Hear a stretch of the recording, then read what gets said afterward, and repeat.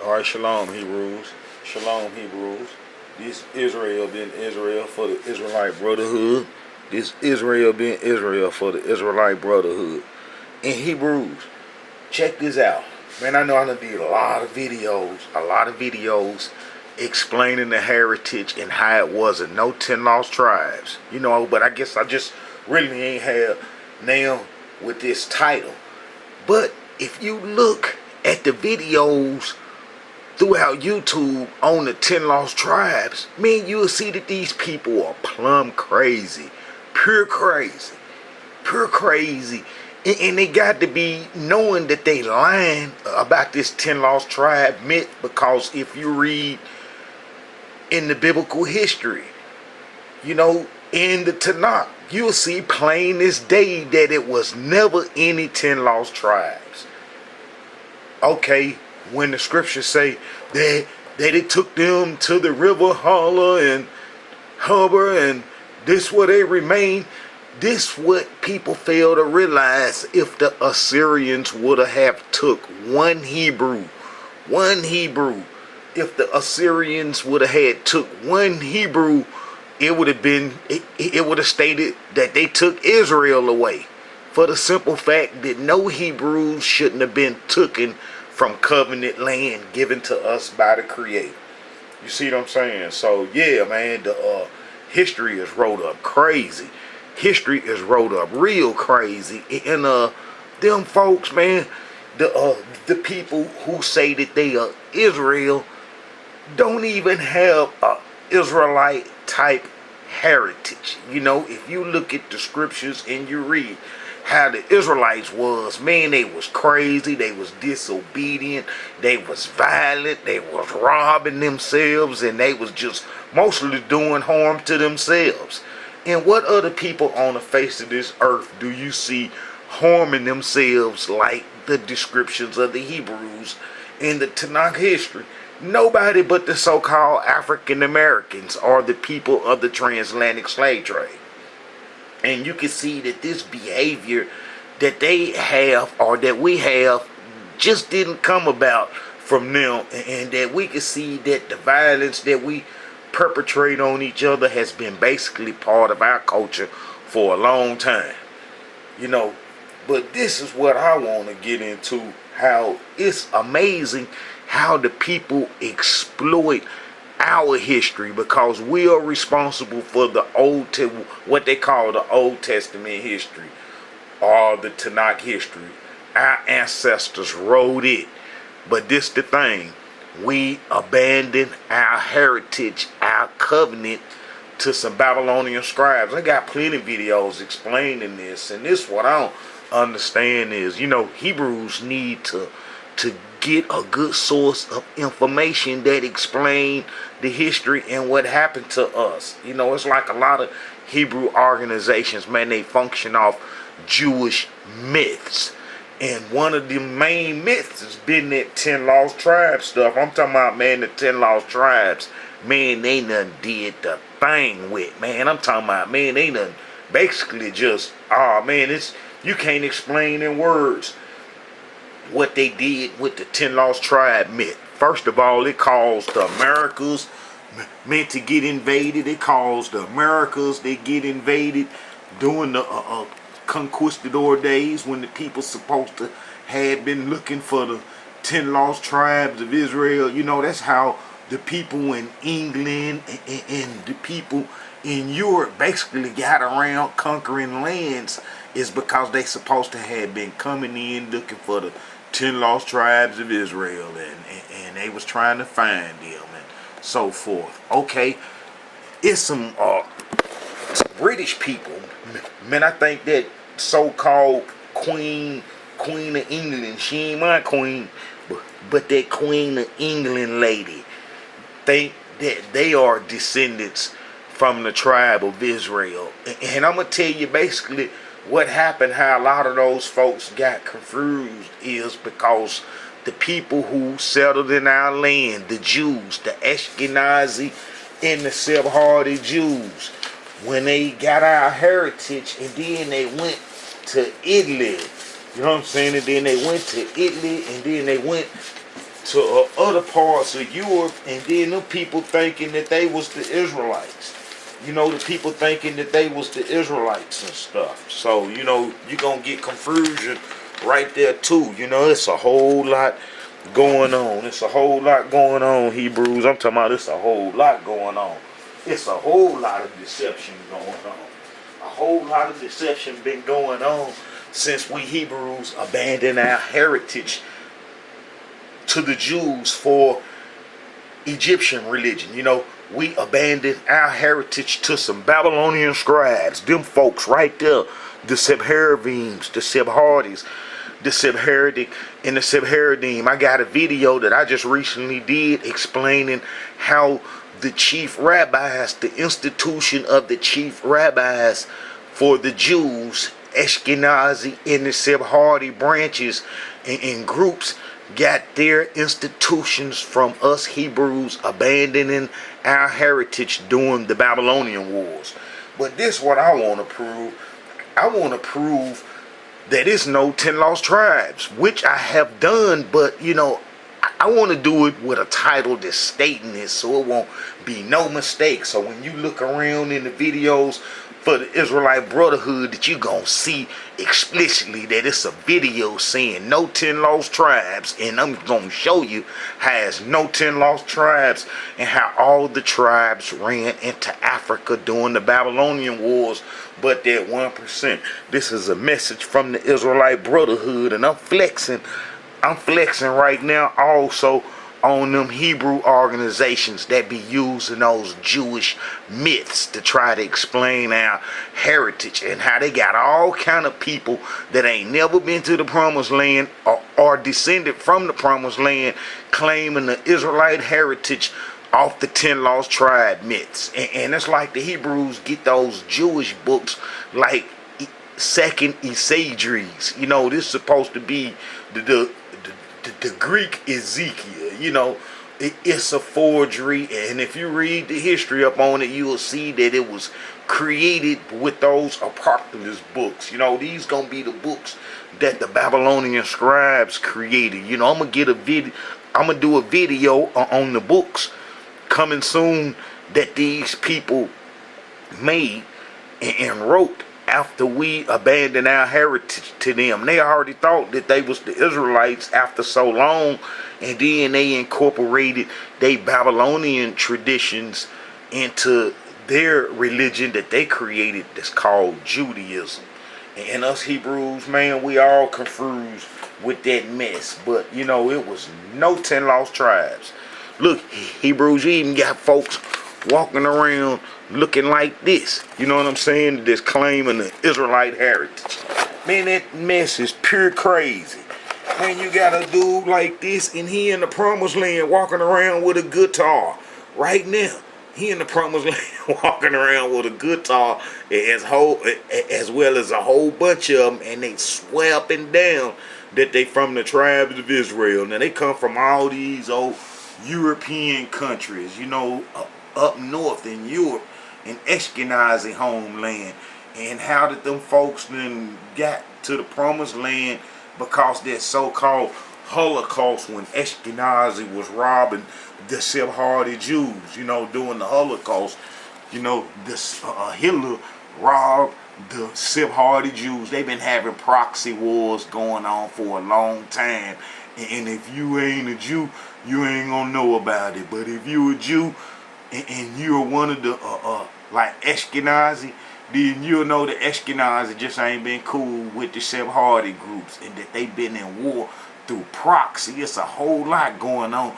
Basically, the whole world history as we know it today was developed off they proxy wars and them maneuvering in different parts of the world and setting up this, and then another, you know what I'm saying, the other group come in to counter them and set this up. You know what I'm saying? It's been going on for a long time, and the whole Western civilization as we know it has been developed off those games right there, where the Sephardi Jews came to America. You know what I'm saying? The Sephardis came to South America and set up. Ashkenazi came to North America. Well, the Sephardis came to North America too. But Ashkenazi came in and got a good toehold, and whereas the Sephardists kind of like worked it with the natives and made it with them and got their stuff, you know what I'm saying, that way. Well, the Ashkenazi came in and just robbed them and took everything, but they was mostly following the Sephardi Jews. Wherever the Sephardi Jews went, Ashkenazi was a step behind them, trying to take what they got and get what they got. And world history has been developed like that. You know, they'll tell you anything, and they write up all kind of stuff, and they have to conceal it. They have to conceal it because then if people don't, then people might can trace the origin of their fighting back to the promised land. Basically, it go back to us real Hebrews abandoning our heritage to them during the Babylonian wars, you know. And these are the folks that inherited the land after we ran off. These would be his ancestors right here. These would be his ancestors right here. Them folks, them Scythians riding on the horses. You know what I'm saying? Them would be his ancestors right there. And the Scythians made up the Chaldean army. The Scythians made up the Chaldean army. You know what I'm saying? And they would, you know, chase us into Africa during the Babylonian wars. But we had did a whole lot of stuff, you know what I'm saying, before then. You know, we did a whole lot of stuff before then, Hebrews. You know, we did a whole lot of stuff before then. And if you read the Tanakh history, you will see how we robbed each other and how we was against each other and how we was doing all type of wickedness to each other. And it kind of summed up to its end in the book of Jeremiah. You know, those was our last act on the land for the 99%. You know what I'm saying? For the 99%, you know what I'm saying? That was our last act on the land.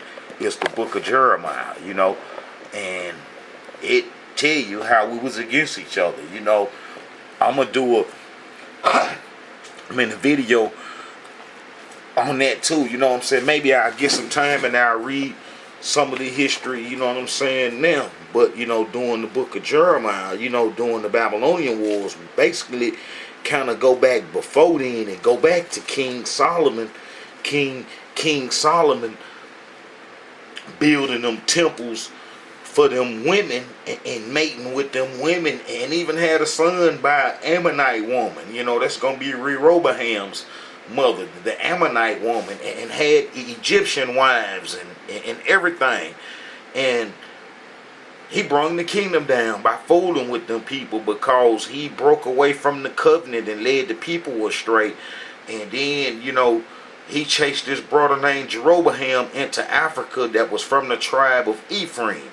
You know, and him being from the tribe of Ephraim, he got chased into Africa to his relatives, and then he stayed there a long time to Solomon's death. And then the Egyptians would convert him, and he would come out and put them 2 golden calves on us, you know, which symbolized the Egyptian religion.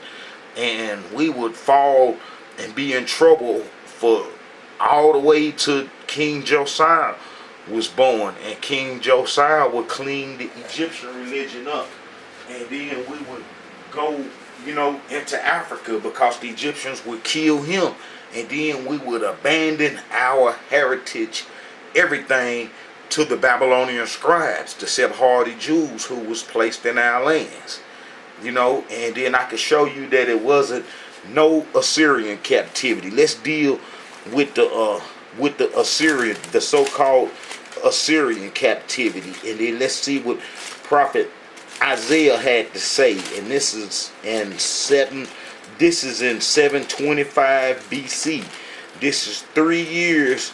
This is 3 years before the Assyrians will pull up and kidnap 3 tribes to help them fight against the Scythians and Ashkenazi. I got videos explaining this, how Ashkenazi and the Scythians and them type folks was taking Assyria down because Assyria was playing with them folks and kicking it with them people, and how that them people took Assyria down.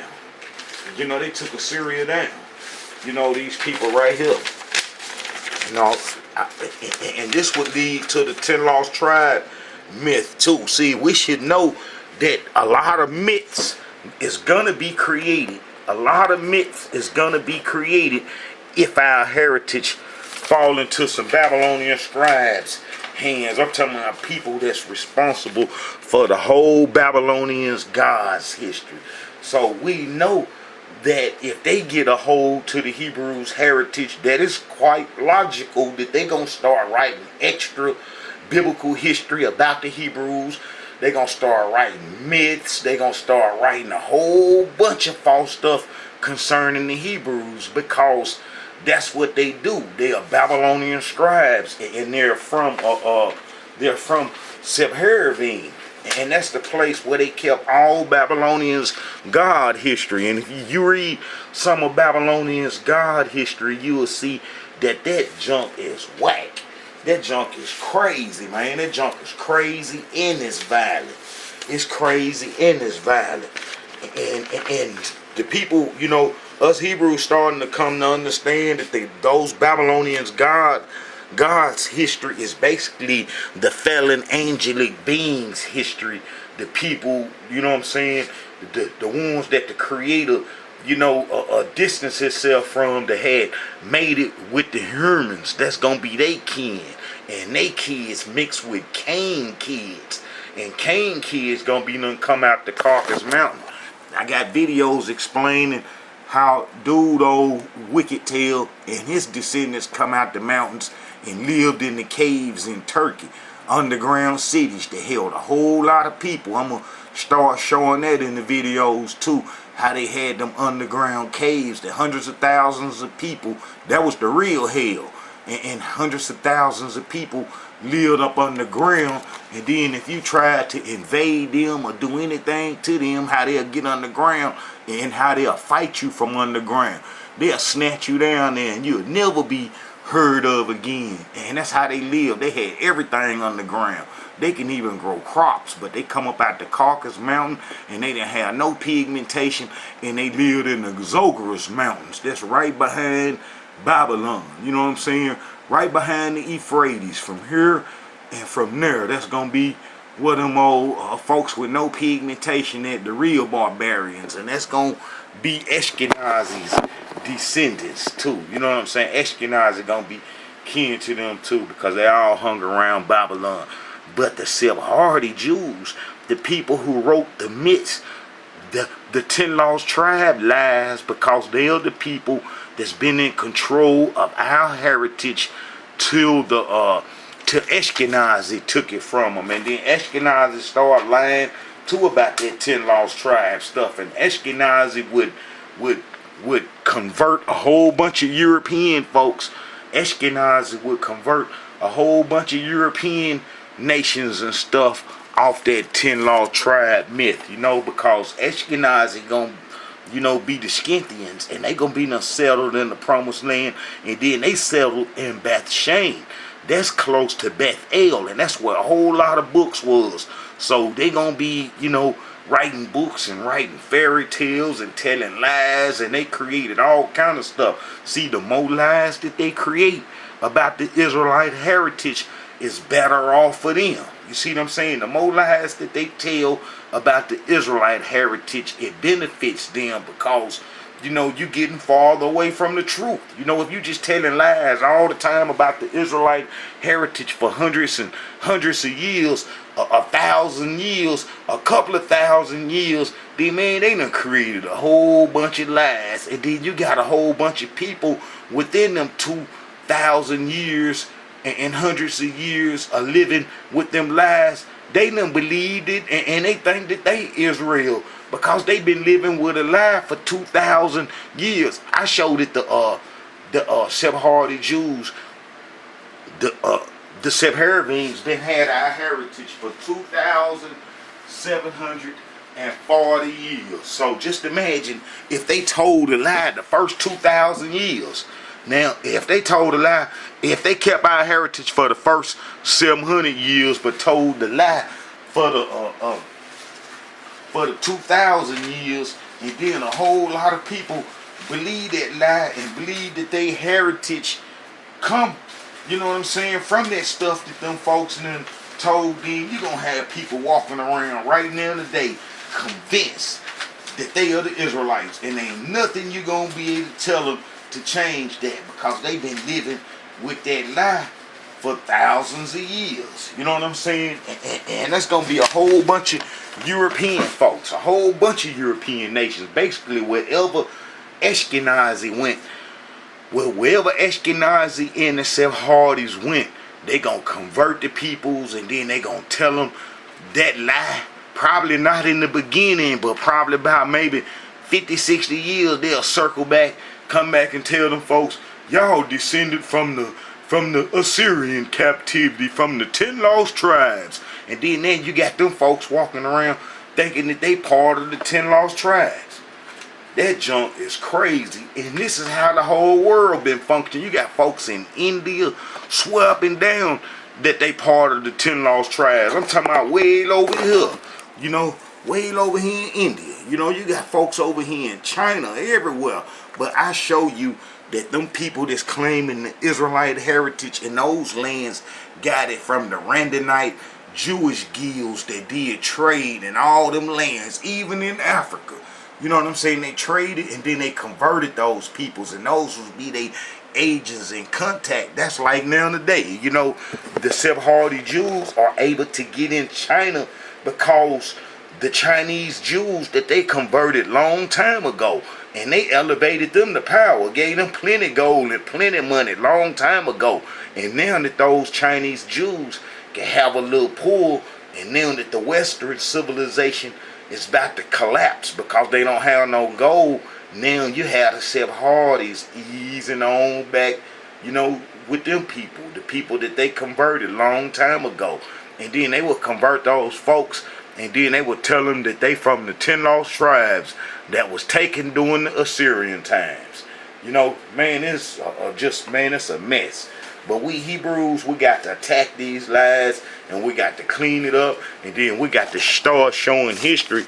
We got to start showing history, showing that it's no 10 lost tribes, and then you have to get with a trusted source showing that there's no 10 lost tribes. Alright, like I said, during the Assyrian so-called captivity, you know, if you look at and read the book of Isaiah, this is in 725 BC. This is 3 years before the so-called Assyrian captivity, and you will have this: in that day shall there be a highway out of Egypt to Assyria, and the Assyrians shall come into Egypt, and the Egyptians into Assyria, and the Egyptians shall serve with the Assyrians. And in that day shall Israel be the third with Egypt and with Assyria, even a blessing in the midst of the land, and whom the Elohim of hosts shall bless, saying, Blessed be Egypt, my people, and Assyria, the work of my hands, in Israel, mine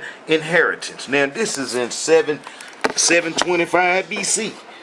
Now, check this out. If you go to the prophet, this is going to be the prophet Hosea. You're going to see that he said, and then this is in this is before the prophet Isaiah. This is in 753 BC. You're going to see that he said that we kicked it with the Assyrians, and we did trade with the Assyrians. You know, the tribe of Ephraim did trade with the Assyrians. You know what I'm saying? And then we carried oil and everything from Assyria into Egypt. That's what the book of Hosea is about. It is about Ephraim kicking it with the Assyrians, and it was all in a trade manner. So, you know, Assyria wouldn't have been no strange land to us, and they wouldn't have been no strange people to us, and how we did trade with them folks. You see what I'm saying? We did trade with the Assyrians, and that's a fact. Let me find some of them. All right, look, here it is. Hosea chapter 12. Ephraim feedeth on wind, and followeth after the east wind. His daily increase lies in desolation, and they do make a covenant with the Assyrians, and oil is carried into Egypt. You see, oil is carried into Egypt from Assyria. You know what I'm saying? And if you read, this Hosea, this is in 753 BC. That's like 20 years, you know what I'm saying, before the 21 years before the so-called Assyrian captivity, that we was doing trade with the Assyrians. You know what I'm saying? We was doing trade with the Assyrians, and this is what I'm explaining in the other videos. I got a video that I recently did that how Assyria was fighting for their life. Basically, they was fighting for their life. I show how Prophet Jonah went to Assyria in 760 BC. How Prophet Jonah went to Assyria in 760 BC, and how he told them Assyrians to get right. And they had this king named Ashurdan on, and Ashurdan II, and he was kicking it with the Scythians. The Scythians come out the Caucasus Mountain. That's the Caucasus Mountain right there. That's the Caucasus Mountain right there, and how they come down and kicked it into Syria and got lodged into Syria. And then the Paragons, that's where King Midas and his daddy Baratuda and all them old heathens was from. This gonna be Ashkenazi. See, this ain't nothing but Ashkenazi right here. The Urartu, the Paragons, the Scythians, composed of all those folks. You had some Scythians that was rich, some that was poor, and some that was called middle class. Some that was doing alright. But the ones that was doing real good came on down to our land. They kicked it into Syria, and then got an education, and then moved down to Chaldea and took Chaldea over, and then kicked it. And then that's when Prophet Jonah come around and told the Syrians to stop kicking with them beasts. They started robbing and terrorizing everybody, and then that's when the Assyrians came and kidnapped our fighters. We was on Egyptian religion, so the fighters wouldn't have no protection. They wouldn't have no protection against the Assyrians. We on Egyptian religion, and then our man, we kind of crazy then. So that the Assyrians came and took the fighters. And then if you go to First Chronicles, I turn right to it. If you go to First Chronicles, chapter 5, verse 18. The sons of Reuben and the Gadites and the half-tribe of Manasseh, valiant men, able to bear buckler and sword, and to shoot with bow, and skillful in war, were 44,703 score that went out to war. Them gonna be the ones that the Assyrians gonna need to fight against them folks. You see, I already established how we had trade with Assyria, and then how the prophet Isaiah spoke of Assyria in positive terms. This is 3 years before the Assyrian captivity took place in 722 BC. That prophet Isaiah said that we will be united with them in 725 BC. See, our history fell into the Babylonian scribes' hand, so they gonna write our history up. We even read our history in English, even if you read it in Hebrew. They got so many books that you can't just say which one of them is the oldest, and then when they translate our history, they translate it to not show the truth, and that's basically what they did. And they did that with the Assyrian captivity, and that's how they made all the people in the north, in Europe, and all those peoples into the tribes of Israel off the 10 lost tribe myth. But if you look, the king of Assyria, he would need those fighters right there. And the Yah of Israel stirred up the spirit of Paul, king of Assyria, and the spirit of Talconizer, king of Assyria, and he carried them away, even the Reubenites and the Gadites and the half tribe of Manasseh, and brought them unto Hela and Harbor and and to the river Gonzana to this day. Okay, if you look in history and what is called the satire history of Egypt, you will see that the Assyrians came and got the Egyptians, ran the Nubian stock off that was in control, and put the Mishwish Libyan Sahara stock on the throne, who Ephraim would be some kin to from from Joseph, having 2 sons by the Egyptian Mishwish woman Asenath. Okay, Ephraim would be, kin to those Egyptians, and the Assyrians came and put them on the throne in I think it's 697 BC. That's when they came and then took Egypt over, and what started the Satai history. And they would be partners, and they would need our help to fight against Ashkenazi, the Scythians. See, this will be one of the reasons why Ashkenazi will come in and be heavy-handed against us. Also, we own Egyptian religion. I'm gonna show that we got put on the Egyptian religion after the Assyrians, Egyptians, the people, the Mishwish tribes, the Satai kings, Necho killed King Josiah and put us on Egyptian religion. You see, before then, the Egyptians had to trick us into being on their religion so they could do trade with the people in Assyria. As I showed you, oil was taken into Assyria, and for us to be the middleman and stuff. So, they had to have us on their religion and stuff, and then that would cause us to be weak when conflicts break out. And the people got the best of us, and us being in conflict with Ashkenazi, that would be one of the reasons why they will burn everything up and run us into Africa, during the Babylonian wars, because they destroyed Assyria. The Scythians, the Chaldeans, they destroyed Assyria in 612 BC. Okay, so we see how the Assyrians took the fighters, and we also see how we had a relationship with Assyria before the Assyrian captivity. So, Assyria didn't get destroyed till 612 BC. So those Hebrews that was taken to Assyria would come home and would basically be driven into Africa with the rest of the pigmented people, because it's like during this time is when the white people, the Caucasians, was taking over, and it was a change going on where the black folks wasn't in control no more, and that happened during the Assyrian conflict with them Scythians and those non-pigmented people.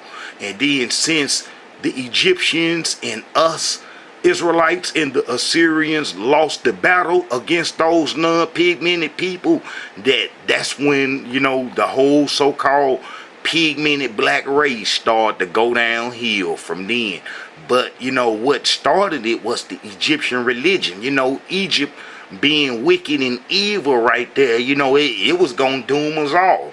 It was gonna doom everybody. And then with Assyria, them black folks being wicked. And then this is a picture of the Assyrian captivity, and this is a trip, Hebrews, because they always got some pictures of the some white folks and talking about that, hey, these the people from the Assyrian captivity. But if you look at the Latish relics, from Dan, when the Syrians did take, they was taking folks because, the tribe of Ephraim, Manasseh, and Gad and all them folks was, close over there, and they could have been stationed throughout the northern kingdom, and, they just wasn't going to be in just one spot. They going to probably get taken from the other folks' inheritance, because I could show that them tribes are still there. The ones that they say that will constitute the 10 lost tribes are still there. So the Assyrians would have to come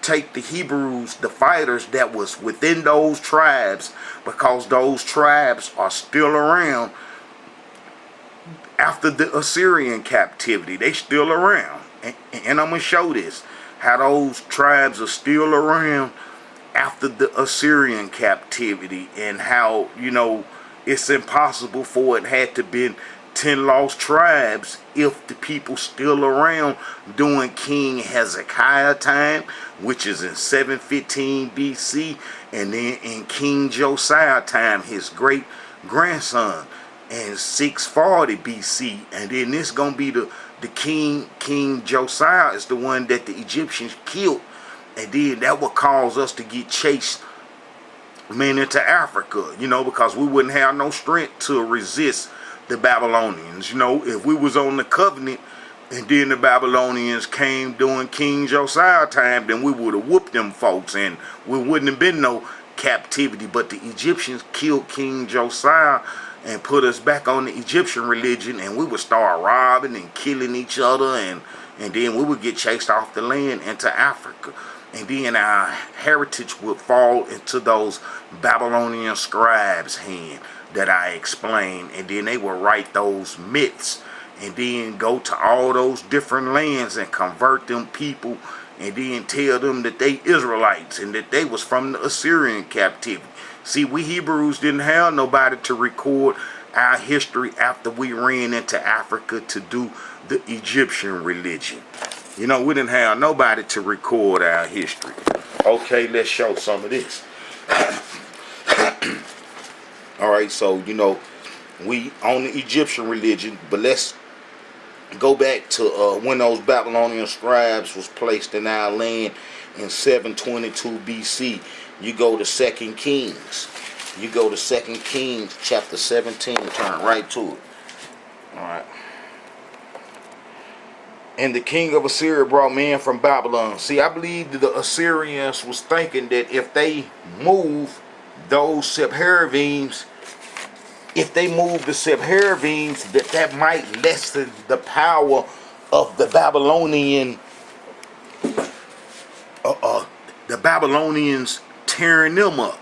See, because if Assyria moved those Sepharvims, who was the leaders and the brain behind the whole Mesopotamian area, and I think that they was thinking that if they set them close to us, that we might destroy them.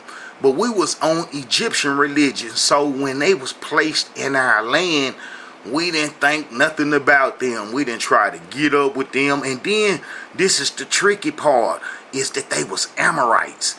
Them Sephardies, the Sepharvims that was placed in Samaria in 722 BC were Amorites. So it's like they was the peoples that was there already. So it's like, man, we didn't trip on them. We was already confused and messed up from being on Egyptian religion. We was on that Egyptian religion all the way from Jeroboam, when he come out of Egypt from being chased there by Solomon, and how he was kin to the Egyptians, and how the Egyptians came out and aided him too and helped him. All right, these people. And the king of Assyria brought men from Babylon and from Cuddar and from Abel and from Hamath and from Sepharvaim and placed them in the cities of Samaria instead of the children of Israel. And they possessed Samaria and dwelt in the cities thereof. And then as you read, you'll see that them folks took on the heritage that the northern kingdom was doing in Samaria or the northern kingdom. And that these people started to do the same thing, so they blended in real good right then. So they feared the Elohim and made unto themselves of the lowest of them priests of the high places, which sacrificed for them in the houses of the high places. They feared the Elohim and served their own gods after the manner of the nations whom they carried from thence. So if them people following the tradition that they got in the northern kingdom, then and then we ain't gonna bother them because they doing what they doing. You see what I'm saying? And then 134 years later is when the Babylonian War started. That's when the Babylonian War started, when we were running to Africa and abandoned everything to those Sephardi Jews that was placed in our land, the Sepharvims. When they was placed in our land, we gave everything to them. And then they would start writing those, 10 lost tribe myths. But this is us being chased off the land. It wasn't nobody right. If you read the book of Jeremiah, you'll see how wicked we was, But before then, we had got cleaned up. And then I'm going to read some of King Josiah's history, because, he'll show that we was cleaned up and that we had a chance.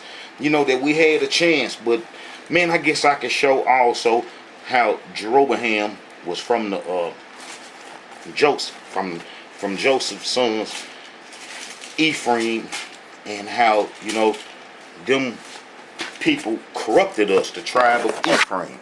All right.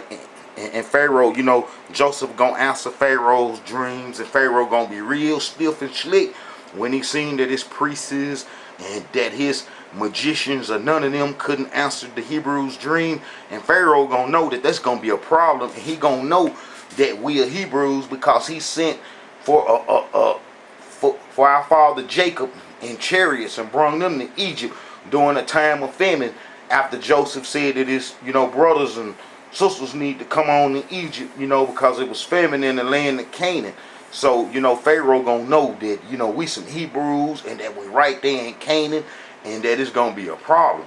So Pharaoh gonna know that Joseph was a Hebrew already from them folks telling him, and how he told him how he was stole from the land of the Hebrews, you know, because, you know, Canaan was given to us, you know, and so Pharaoh gonna be real slick. So Pharaoh called Joseph, named Zephaniah Penina, and gave him to wife Asenath, the daughter of Potiphar, priest of On.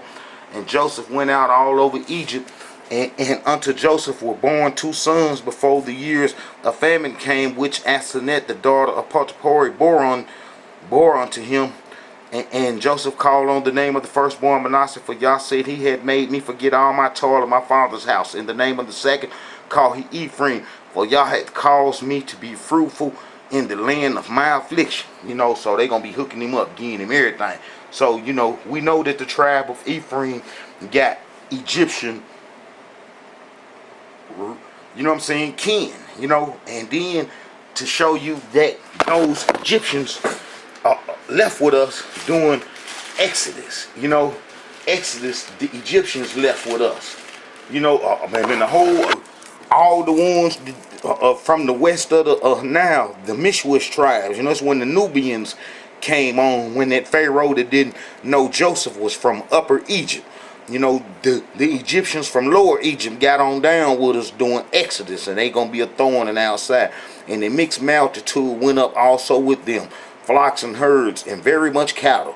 You know, that mixed multitude gonna be those Egyptians fleeing with us. That's gonna be Ephraim's them relatives, and that will make the tribe of Ephraim strong, is because they got a strong African Sahara background with them, backing them throughout the whole time, you know. And that's why they was able to do trade with Assyria and be the middleman, because they, you know, basically had a strong background coming from the Mishwish tribes that was from the Sahara, you know. And them people would mess us up too, because they was cattle worshippers. And you can see that when Prophet Moses went up to get the law, and the whole time that we rebelled against Prophet Moses is gonna be because those mixed Egyptians gonna be with us. You see what I'm saying? So, you know, Prophet Moses will get the law, and then he would come down, and we'll be on that golden calf, you know. And then, you know, we'll wander around, and all kind of stuff happened to us. And then Prophet Moses gave us the law, and then Joshua, you know, would come get us in the land. And then after Prophet Joshua's death, you know, because Moses passed away about 1406 BC, and then Joshua would come on, and then he would pass away, you know, Joshua around 1375 BC. And then we would, you know, the book of Judges tell you how we was all messed up, and how we was in all kind of captivities. And that's like, we are the most enslaved ethnic group or tribal people on the whole face of this earth, that we done had more captivities by other ethnic groups. That's like now all our historical enemies are over us now. All the people that controlled us and we had conflict with, like the Hamites, the Ethiopians, and all those folks, they own all the stores in our community, the Arabs, and everybody. You know, the book of Jeremiah go into all our enemies and the people that we had dealings with when we was in the promised land, doing our, you know, stay in the promised land while we was up under the covenant that we got from Moses. And how all those people are over us today and occupy our neighborhood. The same people, the same groups. And I'm going to go into that too. But Judges, we was messed up to Samuel come on. And then Samuel would come on, and then Saul, and then King David. You know what I'm saying? We only followed the law for 30 years. You know, it's like we only got 800 years in the promised land. We only got 800 years in the promised land, and we would break the covenant in 588 BC and run into Africa to do the Egyptian religion, and that only constitute around about 800 years from the time that we exodus with prophet Moses. Well, from the time Joshua started bringing us into the promised land around by 1375, all the way, you know, till we was kicked out the land, you know, is about 800 years. You know, that's all we got. But anyway, you know, it wasn't no 10 lost tribes, because, you know, you got Samuel, Saul, King David, then Solomon come on, wicked King Solomon, and King Solomon would chase the brother Jeroboam into Egypt to his relatives. You know, I already established the fact that the tribe of Ephraim was kin to the Egyptians, and that's why they did trade with the Assyrians and brought all into Egypt, because the tribe of Ephraim was kin with the Egyptians. But, you know, this brother Jeroboam, this is around, you know, before Solomon's death. You know, this is around about 973 BC. You know, after King David passed away. And Jeroboam, the son of Nebat, an Ephrathite of Zerudah, Solomon's servant, whose mother's name was Zur, a widow woman, even he lifted up his hand against Solomon. You know what I'm saying? Against the king. And this was the cause of him to lift up his hand against Solomon, who built Milo and repaired. All right, you know, Solomon was tricking off and had them Egyptian women and them Canaanite women, them Ammonite women. So, you know, the people gonna fall out with him, and one of his chief guys that handled his business and took care of the business was Jeroboam. You know, Jeroboam gonna have Egyptian connection too, so Solomon would try to kill him. Solomon sought therefore to kill Jeroboam, and Jeroboam arose and fled unto Egypt unto Shawshank. Now Shawshank is gonna be a pharaoh from Lower Egypt. This is going to be his relative. This is going to be Jeroboam's relative, king of Egypt, and was in Egypt until the death of Solomon. All right, and then when Solomon died, you know what I'm saying, he come out. Man, he come out, and then he put, you know, them golden calves on us. And whereupon the king took counsel and made 2 calves of gold and said unto them, it is too much for you to go to Jerusalem. Behold your gods, O Israel, which bring ye up out of the land of Egypt. All right, so that would doom us right there. You know, he done spent a significant time in Egypt doing Solomon's ring, and then when Solomon died, he come out, he gonna put that Egyptian stuff on us. He already had the backing of the Egyptians. You know, they gonna tell him, hey man, we can, folks, man, push this, man, we got you. So they can do trade across the promised land. Egypt can't do no trade if we on the covenant. It's like the death of Egypt. We was finna slick kill Egypt and all them empires around us if we would have did the covenant, because the covenant was a new culture. Okay, so Jeroboam, you know, would keep that Egyptian religion on us. And on the northern kingdom, seeing big with it, all of them was on it, all the tribes. And behold, there came a man of Yah out of Judah, the word of the Elohim unto Bethel, and Jeroboam stood by the altar to burn incense, and he cried against the altar in the word of the Elohim, and said, O altar, altar, this saith the Elohim, behold, a child shall be born unto the house of David, Josiah by name, and upon thee shall he offer the priests of the high places that burn incense upon thee, and men's bones shall be burnt upon thee. So King Josiah name was mentioned, and he was the real Messiah. He was the real Savior. He was our only Savior, because if we would have listened to King Josiah and stayed on the path that he put us on, then we wouldn't have never been enslaved, because, you know, the Assyrian was being took down. The Creator had cleared the Assyrians out, and so it wouldn't be no problem doing King Josiah's reign. And he was born 300 years later. After that was told to Jeroboam, you know, that he would clean the everything up and burn them bones, them wicked folks' bones, and stuff. And King Josiah did it. And I'm going to read that. Okay, after King Josiah cleaned the Egyptian religion up and cleaned up that Amorite religion, man, them folks would come kill him. They would come kill him and put us on Egyptian religion, and we would go back into Africa, and there we would be enslaved. You know, we would be enslaved from there, man. And that caused our enslavement, and then that caused that 10 lost tribe myth and lie to get out. Because we abandoned our heritage to them Babylonian scribes that's responsible for Babylon's history. But let's read about King Josiah, because he will be our last time. And then this will show you that it wasn't no 10 lost tribes. But before then, we can go back to his great-grandfather, King Hezekiah, and prove that it wasn't no 10 lost tribes, because he sent a letter from Jerusalem to Beersheba to Dan, to our whole inheritance, to come to the Passover. And this is 7 years after the Assyrian so-called captivity. Evidently, the Assyrians had got back control of Babylon because King Hezekiah's son Manasseh sinned and was taken to Babylon while the Assyrians controlled it.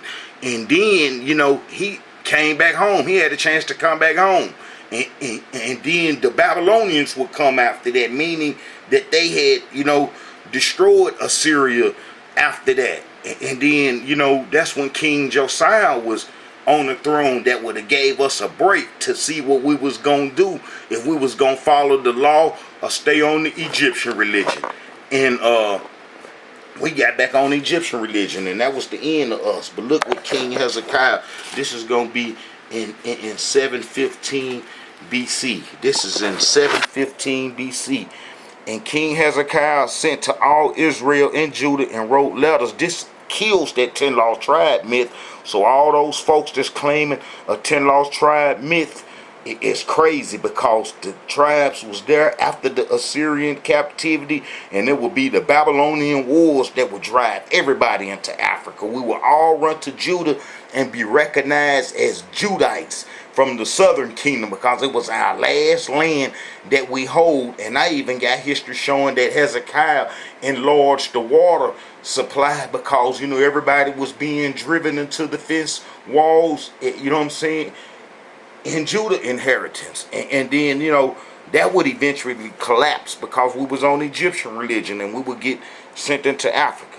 And Hezekiah sent to all Israel and Judah and wrote letters unto Ephraim and Manasseh, that they should come to the house of the Elohim at Jerusalem to keep the Passover unto the Elohim Yah of Israel. For the king had not taken counsel in his prince and all the congregation in Jerusalem to keep the Passover in the 2nd month. For they could not keep it at that time, because the priests had not sanctified themselves, nor sufficient, and neither had the people gathered themselves together to Jerusalem. And the thing pleased the king and all the congregation. So they established a decree and make proclamation throughout all Israel, from Beersheba even to Dan, that they should come to keep the Passover unto the Elohim Yah of Israel at Jerusalem. For they had not done it of a long time in such sort as it was written. So the post went with the letters from the king and his princes throughout all Israel and Judah, according to the commandment of the king, saying, Ye children of Israel, turn again unto the Elohim of Abraham, Isaac, and Israel, and he will return to the remain of you that are escaped out of the hands of the king of Assyria. So he said that the people escaped out of the hands of the king of Assyria. And then before then, he said he sent a letter from Beersheba to Dan. That's the whole inheritance. So this is after the Assyrian so-called captivity. So you see Beersheba right there. So he sent the letter from there all the way up to Dan, that they should come to the Passover and eat dinner. And everybody did. And guess what? Them strangers that was placed in our land in 722 BC, them Sepharvims, they slick came on to the Passover too. They probably put some clothes on and tried to look like everybody and marched on to the Passover too. You know, they had been there, you know what I'm saying, for for 7 years. So, you know, we didn't do nothing to them. And I'm going to show this. They're going to be the strangers. But this showed you that it wasn't no 10 lost tribes, because as you read in King Hezekiah history, you know what I'm saying, he'll tell you, so the post passed from city to city throughout the country of Ephraim, Manasseh, even to Zebulun, but they laughed them to scorn and mocked them. Nevertheless, the verse of Asher, Manasseh, and Zebulun humbled themselves and came to Jerusalem. You know what I'm saying? So they came to Jerusalem. So you see them tribes right there. All right. And then when you turn over and then you keep on reading, you know what I'm saying? For a multitude of the people, many of Ephraim, Manasseh, Ashkar, Zebulun had not cleansed themselves. Yet they did eat the Passover otherwise than it was written. But Hezekiah prayed for them, saying, the good Elohim pardon everyone. All right. So then as you read, you'll see all them Hebrews are still there. And then they was on their way to Jerusalem. And then the strangers came. This going to be them Sephardims, the people who we left our heritage to. Them Sephardi Jews. Them Sephardi Jews. And all the congregation of Judah with the priests and the strangers. And all the congregation of Judah with the priests and the Levites, and all the congregation that come out of Israel, and the strangers that come out of Israel, that dwell in Judah, rejoice. So those Sephardims, the strangers, gonna be coming to the Passover dinner with us. We ain't tripping or nothing. All right, all the tribes that's not mentioned during Hezekiah time, you know, because when, you know, the Syrians came one time, but they wasn't able to do nothing, because I got history showing how Judah was saved from the Assyrians. Judah was saved from the Assyrians, and I got a video explaining that, how Judah was saved from the Assyrians, and the Assyrians whooped everybody else around them, but couldn't do nothing with the tribe of Judah. And that's right here. See, and that's the book of Isaiah gonna tell you how the Creator said that He would save Judah not by earthly means, and then how they come to pass. And that's gonna be Judah. That's gonna be Judah right there, and Assyrian territory that they controlled all around Judah. So, you know, and that was during King Hezekiah time. So they didn't do nothing, you know what I'm saying, to us, but they done whooped everybody else. And everybody else was driven to Judah.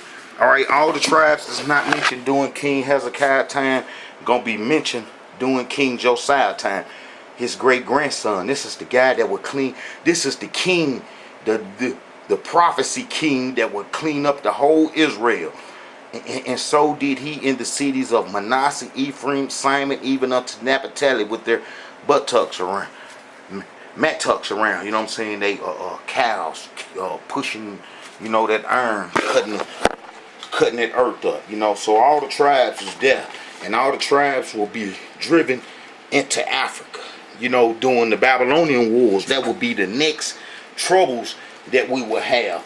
But look, let's read King Josiah's history, because he our last chance to get right. And then I'm gonna see if I got enough time to read Prophet Jeremiah's history, because he's the last prophet for the 99% for us that would run into Africa. You know, and then, you know, us going into Africa without no scribes, continuing our history will fall into them Babylonian scribes' hand. This is a message from the Israelite Brotherhood. This is a message from the Israelite Brotherhood. All right, Josiah was 8 years old.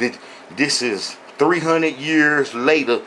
We on Egyptian religion. King Josiah is born. His father Amon on the ring. 2 years. They killed him. And King Josiah was a prophecy king. And anybody could have got put on the throne. He was just a little bitty baby. And then they put him on the throne. That was fulfilling prophecy. And then he would do just what he was supposed to. And gave us our chance to be free of Egyptian religion, which would have stopped our enslavement that we're in now from the transatlantic slave trade. Josiah was 8 years old when he began to reign. And he reigned 31 years in Jerusalem. And his mother's name was Judea, the daughter of Adiah of Boskoth. And he did that which was right in the sight of the Elohim, and walked in all the ways of David his father, and turn not aside to the right hand nor the left. And it come to pass in the 18th year of King Josiah that the king sent Shaphan the son of Azaliah the son of Meshullam the scribe to the house of the Elohim, saying, Go up to Hilkiah the high priest, that he may sum up the silver which is brought into the house of Elohim, which the keepers of the door have gathered of the people. And, as you read, you know what I'm saying, we had gave our money up, you know what I'm saying, to get the temple repaired, and wasn't nobody tripping, and we was doing this from our heart. And everything that we build like this from our heart, man, it just be the best thing that, you know what I'm saying, that you can ever imagine. And let them deliver it to the hand of the doers of the work that have oversight of the house of the Elohim, and let them give it to the doers of the work which is in the house of the Elohim, to repair the breaches of the house, unto the carpenters, the builders, the masons, and to buy timber and hewn stone to repair the house. Alright, so then they got to doing everything. But you know, as you read, you know, King Josiah got rid of all the Egyptian religion. You know, he cleaned up the northern kingdom and the southern kingdom. You know, he cleaned up the northern kingdom and the southern kingdom, and then he took away all the wickedness, you know what I'm saying, the sun worship from Egypt, you know what I'm saying. He took away the horses the kings of Judah had given to the sun at the entering of the house of the Elohim, you know what I'm saying. And man, he break down the houses of the Sodomites, the gay folks. He chased them up out the land. He broke down their houses. Man, he did everything. He was cleaning the land up. And then he did this all the way from Jerusalem all the way to Naphtali. You know what I'm saying? He was all the way into the tribes, you know what I'm saying, the northern kingdom, cleaning up. And then the Egyptians would come out, man, and kill him, and then put us on the Egyptian religion. And then we would, you know, go back into Africa, and then that's where the book of Jeremiah come in. You know, that's where the book of Jeremiah come in. But you see that it wasn't no 10 lost tribes. You know, it wasn't no 10 lost tribes. Especially, man, if King Josiah got all the tribes, and then he cleaning up the whole Israel, then you know it wasn't no 10 lost tribes. So them people that's been making them myths, telling them lies, and getting around passing them lies and making everybody into Israelites off false history, they history finna fall apart now, and they don't have no power to stay Israelites. Because if we coming into our heritage and we proving that these other peoples ain't Israelites, then they got to give it up and bow down. They got to give it up and bow down, and that's what's gonna happen, you know. Alright, so King Josiah would clean up the whole Israel.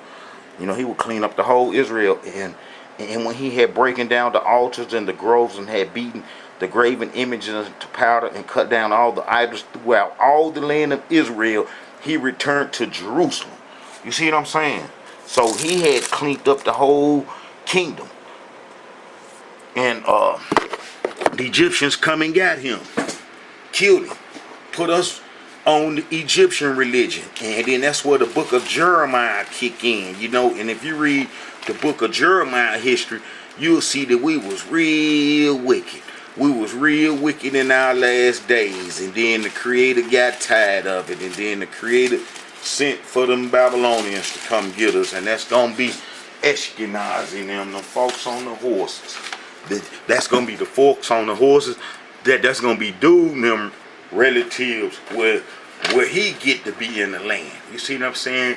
And how he walking around talking about he the tribes of Israel. You see what I'm saying? And that's going to be from them folks right here. And then the prophet Habakkuk called them and told them folks to come.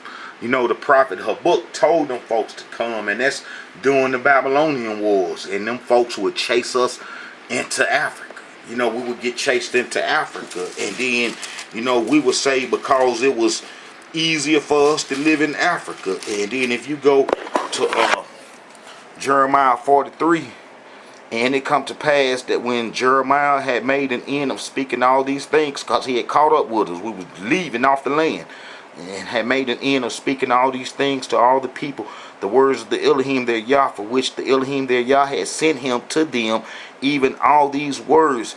Then spake Azariah the son of Hoshea, and Johan the son of Ker, and all the proud men, saying unto Jeremiah, Thou speakest falsely. The Elohim our Yah hath not sent thee to say, Go not into Egypt, nor sojourn there. But Baruch the son of Ner setteth thee on against us, for to deliver us into the hand of the Chaldeans, that they might put us to death and carry us captive into Babylon.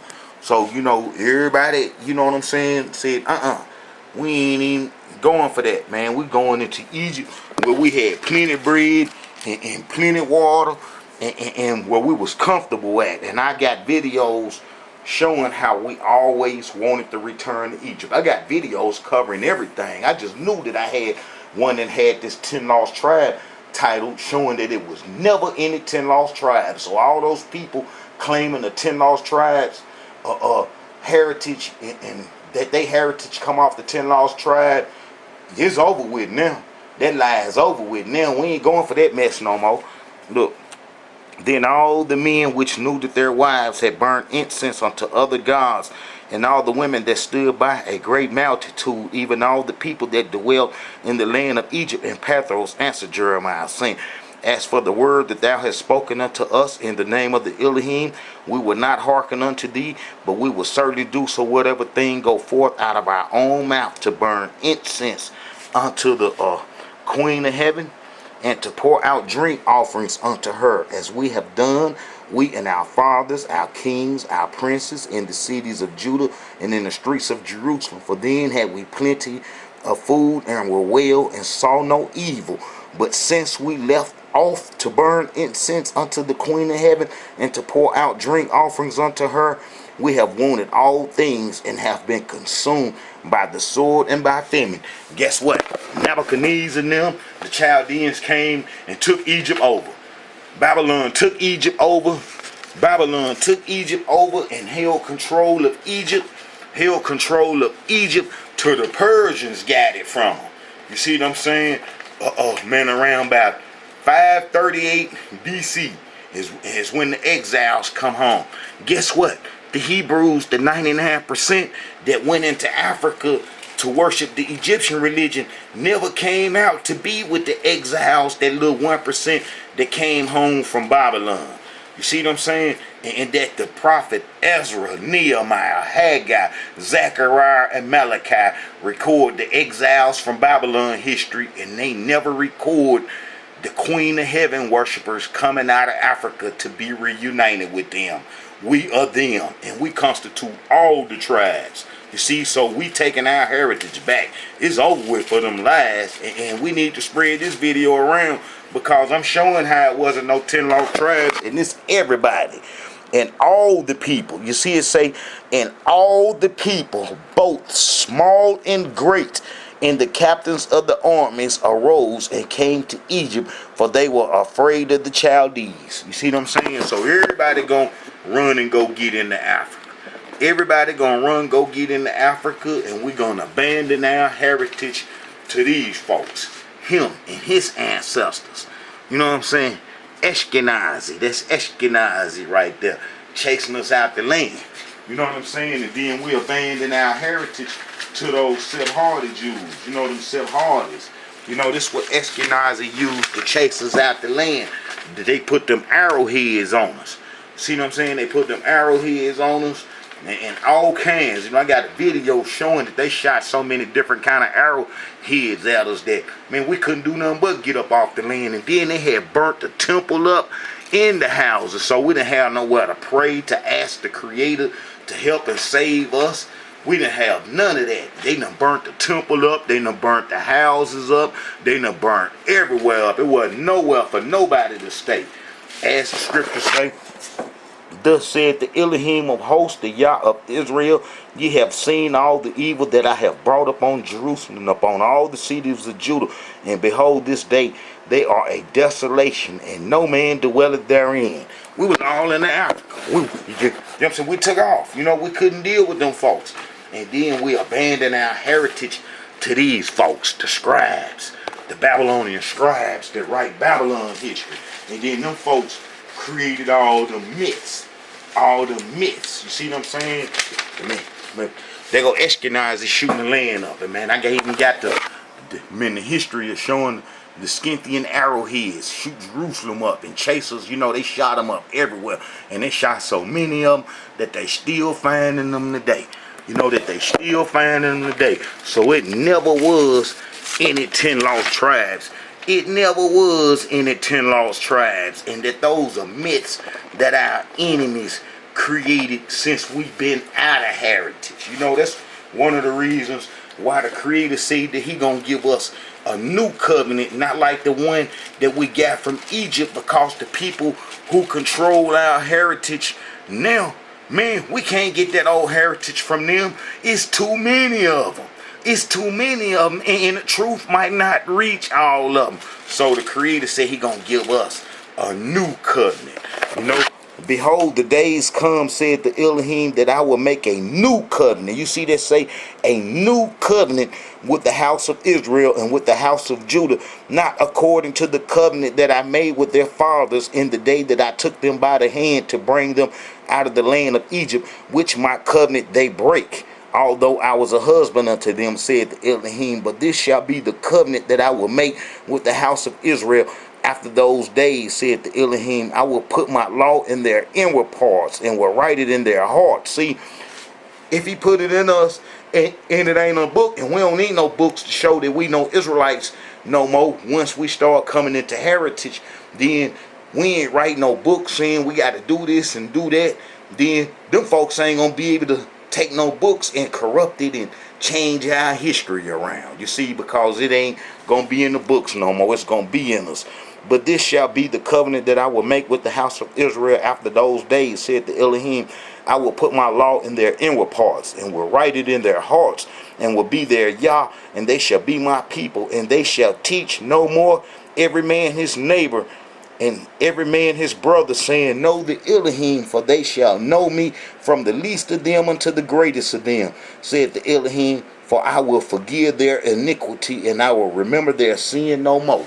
Guess why? Because the sin that we doing now come from our enemies. It's fabricated from the beginning to the end by our enemies, by these folks right here. They got that Babylonian tradition in place right now. The Babylonian Egyptian tradition is in place right now. You know, this is a message from the Israelite Brotherhood. I done proved that it wasn't no 10 lost tribes. I done proved that it wasn't no 10 lost tribes, and that the people that's claiming a 10 lost tribe heritage, that's a myth. And I also got a video showing that no Hebrews in the Americas and in none of those places that they say that the Israelites went to, because, you know, the Egyptians and the Ethiopians were taken during the Assyrian captivity. You see what I'm saying? So if Israel was taken during the Assyrian captivity, the Ethiopians and the Egyptians was too, and the Egyptians knew how to build and stuff, houses and carts and everything. So, you know, that's false history, you know, just like it said right here. And at that time, look, in that year Tartan said unto Ashdod, was Sargon the king of Assyria sent him and fought against Ashdod. And at the same time spake the Elohim by Isaiah the son of Amos, saying, go and loosen the sackcloth from off thy loins, and put off thy shoes from thy feet. And he did so, and walked naked and barefoot. And the Elohim said, like as my servant Isaiah had walked naked and barefoot 3 years for a sign and wonder upon Egypt and upon Ethiopia, so shall the king of Assyria lead away the Egyptian prisoners and the Ethiopian captives, young and old, naked and barefoot, even with their buttocks uncovered, to the shame of Egypt. So the Assyrians took some Ethiopians and some Egyptians too during the Assyrian captivity. So we know that them folks telling a lie, claiming that they some Israelites in them European nations and stuff, because the Egyptians and the Ethiopians were taken during the Assyrian captivity too. So they will be with the tribes of Israel. And we know ain't no black folks been taken up into no Europe to live, or migrated from the promised land, or even from Assyria way up to Europe and living in them parts and stuff, that's false history, and that them people fake Israelite heritage gonna come off. Ashkenazi and the Sephardi Jews settling in northern Europe and in southern Europe, and taking it basically from Italy and Spain and taking it on up into France and into Poland. You know, Germany is gonna be a Scythian homeland, and I already showed you that the Scythians ain't nothing but Ashkenazi. So that's how that 10 lost tribe lie got started, because once Ashkenazi and them left them parts and got chased out them parts by them Arabs, and then went and settled up where they originally from, and then converted all them people, and then tell them people that they some tribes of Israel, and then they been believing it for over 1,500 years. We got to get something new. But this should show that they telling a lie, and that their heritage is a lie, and that they've been living off a lie for a long time, and that us real Israelites from the transatlantic slave trade is waking up. You know, ain't no way in the world me and Jacob done had some kids look like this. Them folks pure crazy. And this cat walking around the promised land slanging with guitars and having a good time, but he don't know it's about over with, because we coming home. And then that's like I said before, if them Arabs and them Palestinians want to get them Jews up off their back, all they got to do is show them that we the tribes of Israel, and then that's like them Russians and all them folks, if they want to stop all these wars from going on, all they got to do is show that them folks ain't the tribes of Israel, and I give you the ammunition to do it. I'm the spokesman for the Israelite Brotherhood. It's Israel ben Israel for the Israelite Brotherhood. Shalom, Hebrews. We got our heritage, and we are the Israelites, and we got a mission to do, and that's to show that these folks ain't the Israelites. Message from the Israelite Brotherhood.